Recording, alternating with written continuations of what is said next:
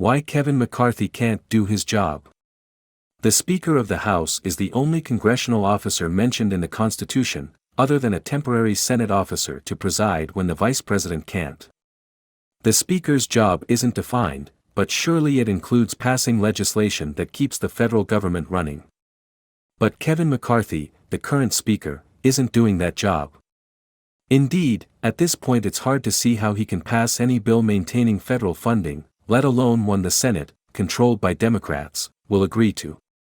So we seem to be headed for a federal shutdown at the end of this month, with many important government activities suspended until further notice. Why? McCarthy is a weak leader, especially compared with Nancy Pelosi, his formidable predecessor. But even a superb leader would probably be unable to transcend the dynamics of a party that has been extremist for a generation but has now gone beyond extremism to nihilism. And yes, this is a Republican problem. Any talk about dysfunction in Congress or partisanship simply misinforms the public. Crises like the one McCarthy now faces didn't happen under Pelosi, even though she also had a very narrow majority. I'll come back to that contrast. First, let me make a different comparison between the looming shutdown of 2023 and the shutdowns of 1995 to 96, when Newt Gingrich was Speaker. If you had told me back then that I'd someday hold up Gingrich as a model of rationality, I wouldn't have believed you. But hear me out. Back in 1995, while Gingrich's tactics, his willingness to employ blackmail as a political strategy, were new and dangerous, he had an actual policy goal: he wanted to force major cuts in federal spending. Furthermore, Gingrich tried to go where the money was. The federal government is an insurance company with an army. The great bulk of non-military spending is on the big safety net programs, that is, Medicare, Medicaid and Social Security. And Gingrich in fact sought deep cuts in Medicare and Medicaid. He didn't get them, and the government's role in promoting health insurance coverage eventually expanded greatly, although Medicare has been surprisingly successful at containing costs. Still, Gingrich's goals were at least coherent. McCarthy, in his desperate efforts to appease his party's hardliners, has acted as if their refusal to approve federal funding is a Gingrich-like demand for reduced federal spending.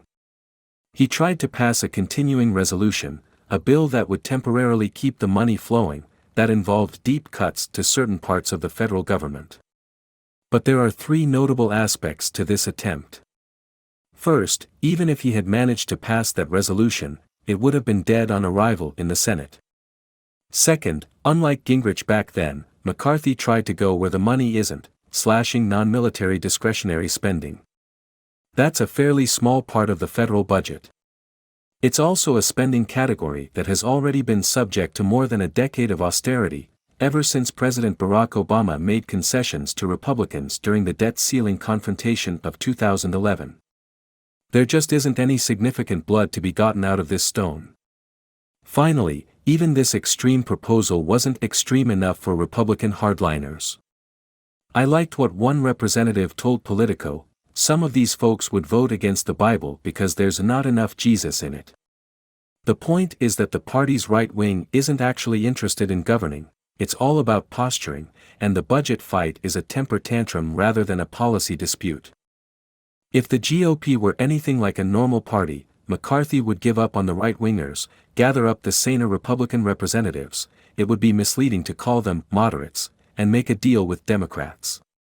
But that would almost surely cost him the speakership, and in general more or less the whole GOP is terrified of the hardliners, so the party's positions end up being dictated by its most extreme faction.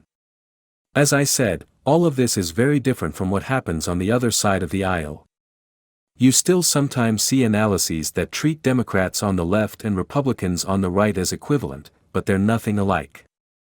The progressive wing of the Democratic Party is, in fact, interested in policy.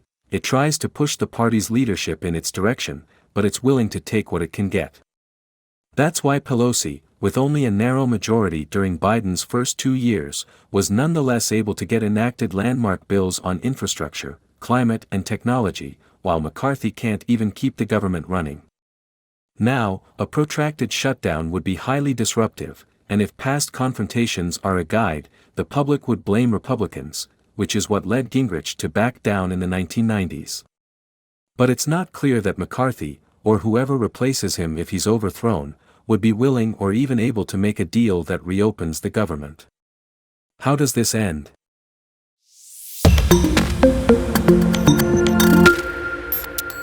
Why Kevin McCarthy can't do his job. The Speaker of the House is the only congressional officer mentioned in the Constitution, other than a temporary Senate officer to preside when the Vice President can't. The Speaker's job isn't defined, but surely it includes passing legislation that keeps the federal government running. But Kevin McCarthy, the current Speaker, isn't doing that job. Indeed, at this point it's hard to see how he can pass. Why Ken Paxton was acquitted. Texas Republicans in Austin risk becoming the Albany Democrats.